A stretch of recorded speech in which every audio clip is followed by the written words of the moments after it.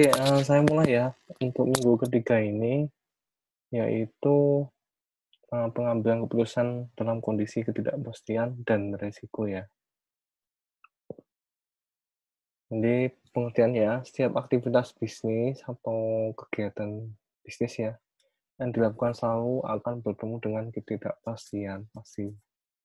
Nah, ketidakpastian dalam bisnis akan menimbulkan resiko dalam bisnis. Nah, resiko ini akan memberikan ancaman atau biaya ya, atau kerugian dan lain-lain bagi perusahaan. Kemudian siap resiko ini terjadi dalam aktivitas bisnis harus senantiasa diminimalisir. Resiko apa sih resiko? Resiko itu peluang terjadinya hasil yang tidak diinginkan. Kemudian resiko ini ketidakpastian atas terjadinya suatu peristiwa. Kemudian resiko itu adalah penyimpangan hasil aktual dari hasil yang diharapkan. Dan yang terakhir itu ada resiko itu probabilitas suatu hasil yang berbeda. Jadi apapun keputusan itu pasti ada risiko ya. Di minggu pertama saya terangkan mengenai trade off kan. Nah itu bukti bahwasanya itu penerapan risiko ada.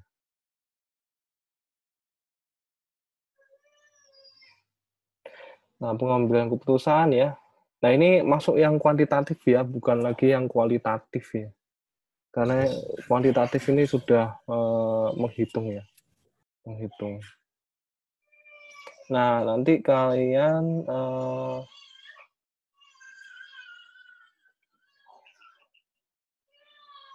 ini ya, yang uncertainty ya, model pengambilan keputusan dengan ketidakpastian. Nah, contoh ya, ada namanya payoff matrix, payoff table atau decision table ya. Dengar suara saya kan? Dengar suara saya? Dengar, Pak. Oke. Dengar. Dengar, Pak. Dengar, Pak. Dengar. Dengar, Pak. Dengar, Pak. Nah, ini nanti ada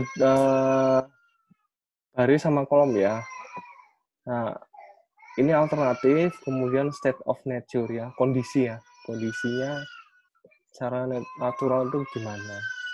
Jadi ada beberapa alternatif, ada beberapa kondisi ya, kondisi. Contoh ya. Nah, ini kalian mau pelajari mengenai ini, pengambilan keputusan dengan ketidakpastian. Maximax, maximin, minimax regret, Hurwitz, sama Laplace. Maximax itu apa? Memilih nilai terbesar yang tertinggi, ya.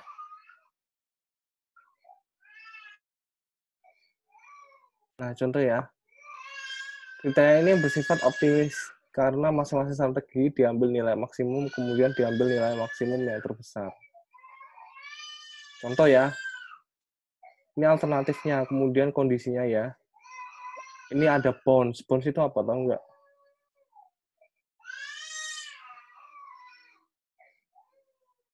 Bonds itu obligasi, stocks itu saham, mutual funds itu reksadana ya.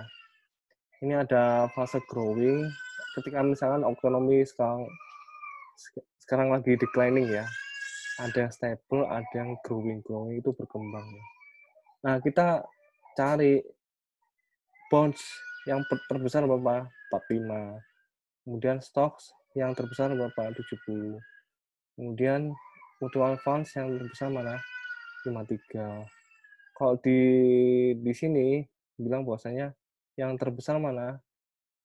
Yaitu yang saham, ini 70. Itu untuk maksimalnya.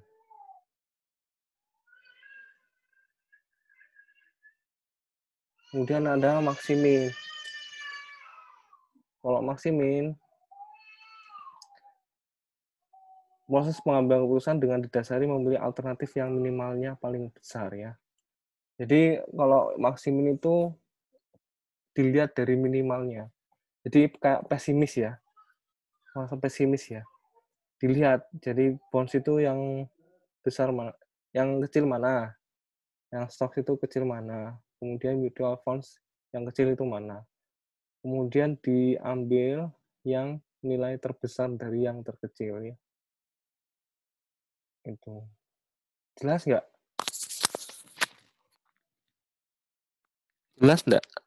Tes. Jelas, Pak. Paham dengan maksud Jelas ya, saya? Pak. Paham Jelas, dengan Pak. maksud saya? Paham dengan maksud saya? Paham. Ini masih yang termudah ya, maximax sama maximum. Kemudian minimax regrets. Ini agak ngitung dikit ya. Minimax regret itu kriteria untuk menghindari penyesalan yang timbul setelah memilih keputusan yang meminimumkan maksimum penyesalan ya. Atau keputusan yang menghindari kekecewaan terbesar. Atau memilih nilai minimum dari regret maksimum. Ini ya, regretnya gimana? Base payoff, ini dikurangi payoff receive ya. Maksudnya apa? Kita lihat ya.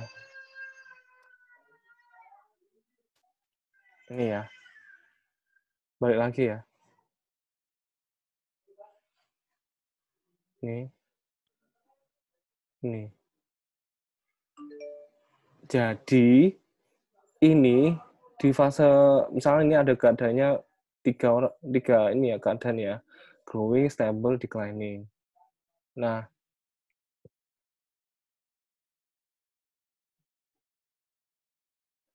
ini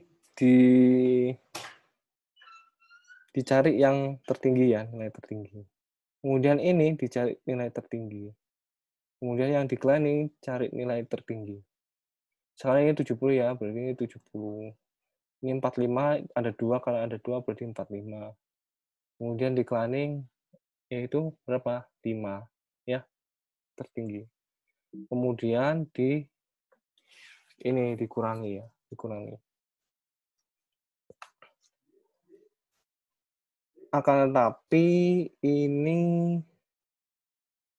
ada ini ya.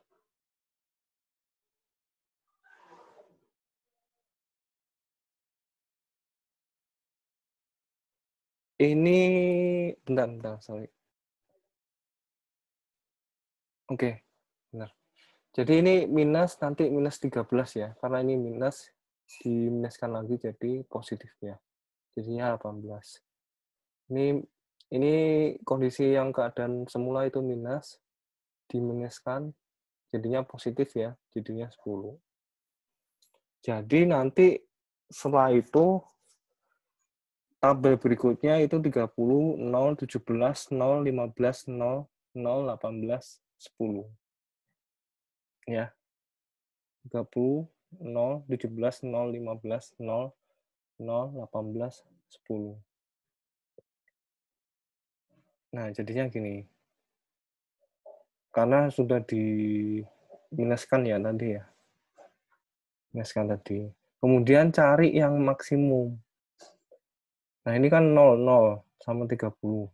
Kita cari yang bounce itu yang maksimum mana? Oh, berarti 30. Kalau stocks 0, 15, 18. Cari yang tinggi 18. Kemudian mutual funds 17 ya. Jadinya gini. Nah, setelah cari yang maksimum, cari lagi yang minimum. Ya, cari yang minimum. Nah, berarti yang minimum berapa? Mutual funds. Mutual funds berarti apa? Reksadana ya. Reksadana.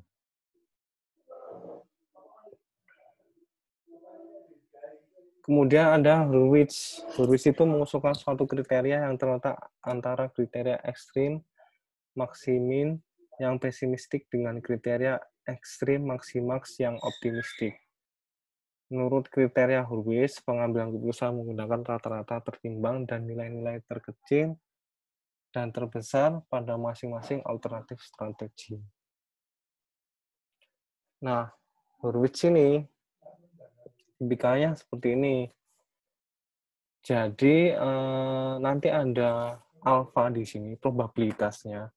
Probabilitas ini dilihat dulu. Ini subjektivitas ya alfanya itu. Bisa saja ini yang besar, bad-nya, yang probabilitasnya besar, atau yang good.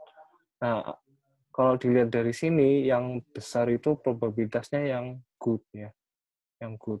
Dilihat dari apa ini? Dari nilai yang maksimum sama minimum ya, minimum. Bisa saja yang minimum itu di fair ya, di fair. Bisa saja. Tapi contohnya ini jelas maksudnya yang good, kemudian bad. Seperti itu.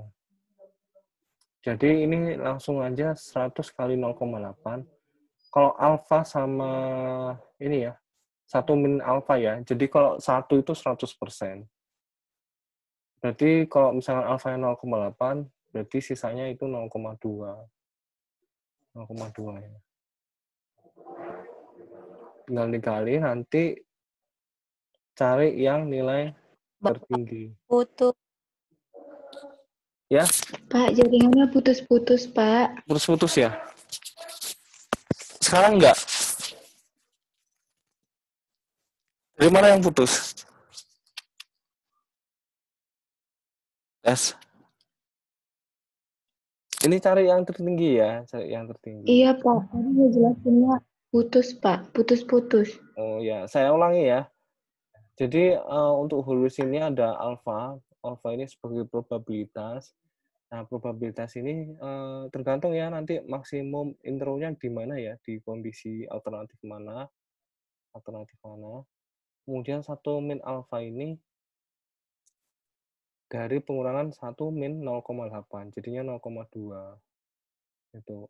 Nah, kebetulan minimum intronya itu di bed semua. Kemungkinan bisa jadi fair ini ada yang minimum intronya ya. Itu. Kemudian setelah itu hasilnya didapatkan yang cari yang tertinggi. Itu untuk Hurwitz ya. Nah, kemudian untuk Laplace ini keputusan dengan asumsi bahwa probabilitas terjadinya kondisi adalah sama besarnya. Jadi setiap kondisi, bukan alternatif ya, itu nanti kondisinya dipukul rata ya. Jadi hasilnya di rata-rata. Nah, kondisi ini di mana masa depan dipandang mempunyai kejadian dengan nilai kemungkinan yang sama untuk masing-masing peristiwa. Jadi ini nanti ditambah semua, meskipun nanti ada minus ya, berarti ini jadinya 110 bagi 3 ya, 110 bagi 3. Ini bisa kemungkinan juga ini kondisinya lebih dari 3 ya, bukan 3 aja. Contohnya 3 aja. Kemudian nanti dibagi, kemudian cari yang maksimum. Itu untuk Laplace. Ada yang tanya kan?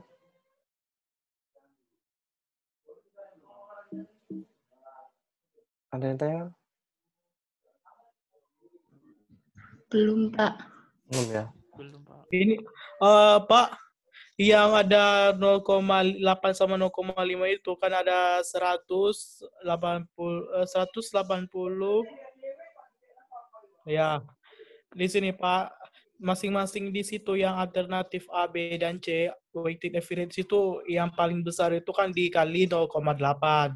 Sedangkan yang terendah itu dikalikan 0,2 itu 0,8 dengan 0,2 itu apa maksudnya dari angka tersebut, Pak? Iya. Saya ulangi lagi ya. Itu adalah alfa ya. Alfa itu probabilitasnya. Jadi ini subjektivitas dari si penilai resiko itu. Jadi kemungkinan bisa saja alfa ini bukan saklek 0,8 enggak.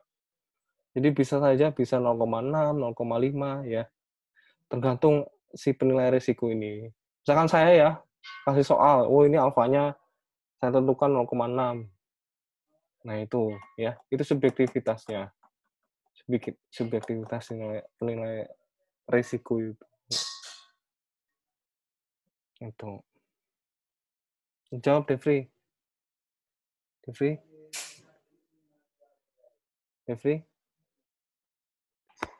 Iya, Pak. Terjawab ya? Iya, oke. Oke. Nah, ini yang terakhir ya. Terakhir itu agak stepnya banyak. Tapi kita ini dulu ya. Kita coba pecahkan dulu ya.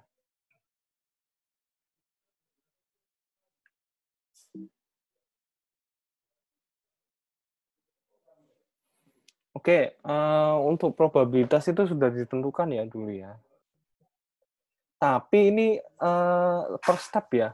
Kita kalikan dengan masing-masing alternatif ya. Jadi probabilitas misalkan ini 0,2, 0,5, 0,3 jadinya kan 1 kan. Nah, itu nanti sudah ditentukan. Jadi mana sih yang kondisi yang probabilitasnya besar itu sudah ditentukan di si penilai resiko ini. Misalkan ini dikali berarti ini 32 ya. Dikali ya, sorry. Nah, ini dikali lagi untuk yang stocks, saham. Jadi dikali semua ya. Coba nanti di cross check ya. Jadi misalkan ini 0,2 kali 70 berapa? 35 ya. 0,5 bagi 3 berapa?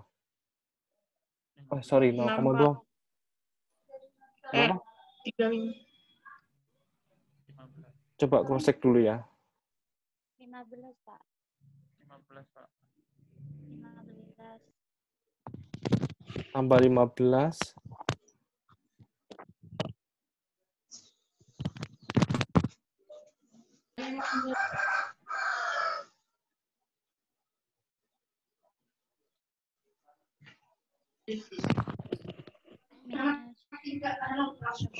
Ini ya nanti diiniin nanti jadinya EMV ya, EMV yaitu expected monetary value.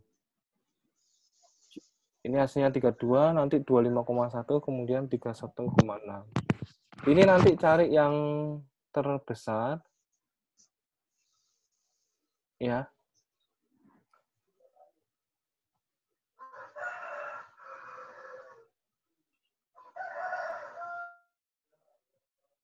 Dari sini udah ini enggak? Dapat enggak? Coba dihitung 0,2 kali 40 berapa?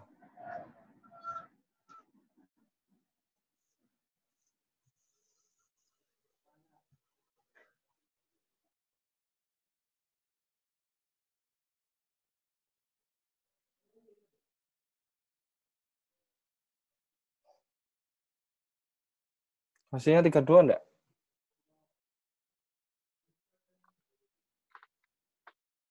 Tes. Udah dihitung belum? Lagi ngitung, Pak.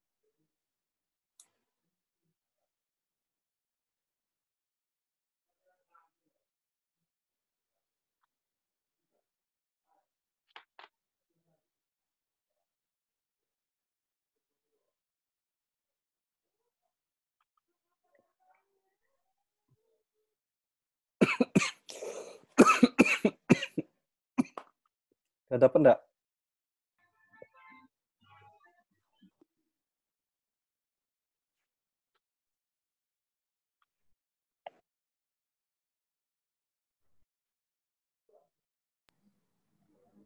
Sama ya? Tes. Salah satu aja, salah satu.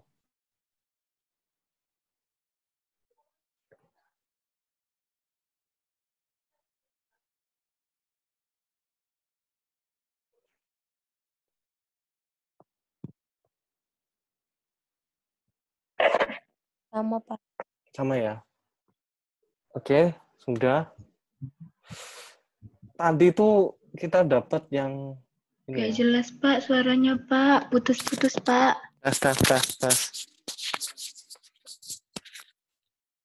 Udah jelas belum?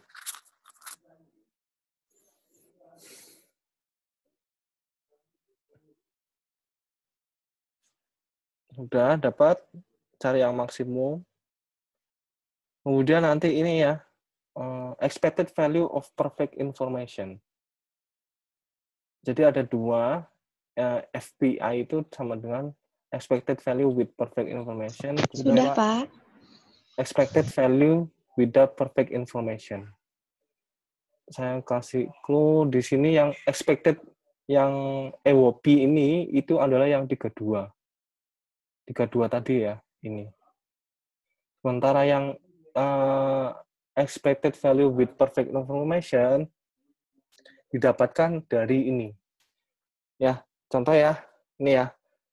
Jadi ini yang nilai tertinggi, misalkan stok itu 70 diambil. Kemudian ini nilai yang tertinggi sama-sama ini ada 45 ya. Dicari yang nilai tertinggi. Jadi 45 ya Kemudian yang maksimum juga untuk yang declining diambil juga. Kemudian dikali nanti Maaf, Pak, jadinya suaranya putus-putus, Pak. jadinya 38. Udah dengar nggak sekarang? Terus Pak. Iya. Ini cari maksimum ya. Untuk growing, stable, sama declining. Jadi 70 kali 0,2. Seperti itu. Ini saya kasih latihan soal ya. Nanti. Saya kasih tanya jawab juga ya. Nanti ya. Jadi di sini ada berapa ya? Maximax, maximin, minimax, get, growth, kemudian DPS. Kemudian ada yang EMV ini. Expected monetary value.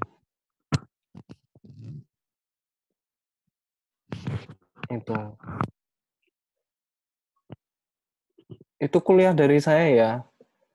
Apabila ada yang tanyakan silakan follow up di WA. Nanti tugasnya saya kasih di WA. Itu ya.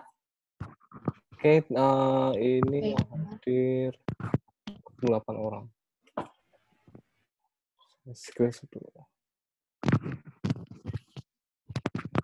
Oke, terima kasih atas perhatiannya. Semoga ilmunya bermanfaat. Saya akhiri. Wassalamualaikum warahmatullahi wabarakatuh ya. Semoga sehat. Waalaikumsalam warahmatullahi wabarakatuh. Terima kasih Pak. Ya, terima kasih. Nuhun, Pak. Iya. Terus Pak.